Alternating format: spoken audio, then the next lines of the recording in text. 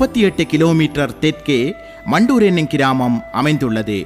அரும்பெரும் அற்புதங்களையும் வரலாற்று பாரம்பரியங்களையும் சுமந்து தன்னகத்தே தனிச்சிறப்பு கொண்ட ஆலயமாக விளங்கும் மண்டூர் ஸ்ரீ கந்தசுவாமி ஆலயம் கந்தபுராண வரலாற்றுடன் தொடர்புடையதாக விளங்குகின்றது. கந்தன் படையெடுப்பின் போது முருகப்பெருமானால் சூரபத்மனை வதம் செய்வதற்காக ஏவப்பட்ட வேலானது சூரபத்மனை வதம் செய்து வரும்போது உக்கிரம் தாங்க முடியாமல் வழியில் எதிர்ப்பட்ட வாகூரமலையை இரு கூறுகளாக பிளந்தறிந்து கடலிலே மூழ்கியதாகவும் மூழ்கிய இடத்தில் 3 கதிர்கள் சிந்தியதாகவும் வெளிருக்கொண்ட அக்கதிர்களில் ஒன்று உகந்தைமலை உச்சியிலும், இரண்டாவது திருக்கோவில் வெள்ளை நாவல் மரத்தடியிலும், மற்றையது மண்டூரில் தில்லை மரத்தடியிலும் உதித்ததாக ஐதீகம்.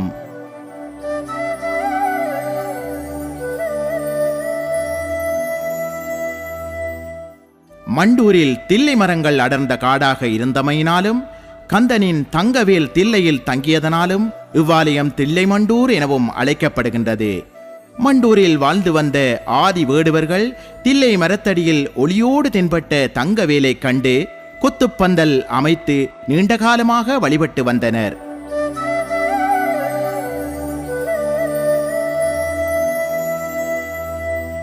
வேடுவர்களால் பூஜித்து வந்த தங்கவேலிற்கு அப்பிரதேசத்தை ஆண்டு வந்த நாகர் வம்சத்து மன்னனான மண்டுநாகன் கலிவரிடம் 4209 அதாவது கிபி 1107 இக்கோயிலை கட்டினான் என வரலாற்று குறிப்புகள் கூறுகின்றன.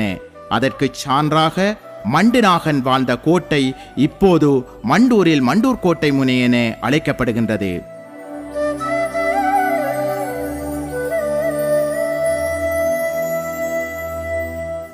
கிபி 1215 தொடக்கம் 1245 வரை புலனர்வையை கைப்பற்றி ஆண்ட கலிங்க மாகோன் மண்டூர் ஸ்ரீ கந்தசுவாமி ஆலயத்திற்கு திருப்பணிகளை செய்து பண்டைய அரசின் மதிப்பும் மானியங்களையும் சீர்வரிசைகளையும் வழங்கி மரபு ரீதியான நிர்வாக அமைப்பையும் தோற்றுவித்தார் என்று மட்டக்களப்பு ஆன்மீகம் கூறுகின்றது.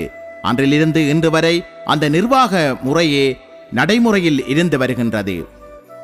மன்னராட்சி காலத்தில் மன்னர்களாலும் வழிபடப்பட்ட மண்டூர் கந்தசுவாமி ஆலயம் கதிர்காமத்தை போன்று ஆதி மூல கருவறை திரையால் மூடி மறைக்கப்பட்டு அறிதற்கு அரிய பொக்கிஷமாக விளங்குகின்றது.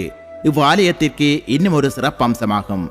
மண்டூரில் பழந்தமிழர்களின் வழிபாடு இன்று வரை நடைபெற்று வருகின்றது. கோயிலின் அமைப்பு, பூசை முறை, வழிபாட்டு முறை என்பன அனைத்திலும் கதிர்காமத்தை ஒத்தே இருப்பதால் சின்ன கதிர்காமம் எனவும் போற்றப்படுகின்றது. இங்கு கப்புகனார் வாயினை வெள்ளை துணியினால் கட்டி ஆகம முறை சாராத மௌன பூசையே நடைபெறுகின்றது.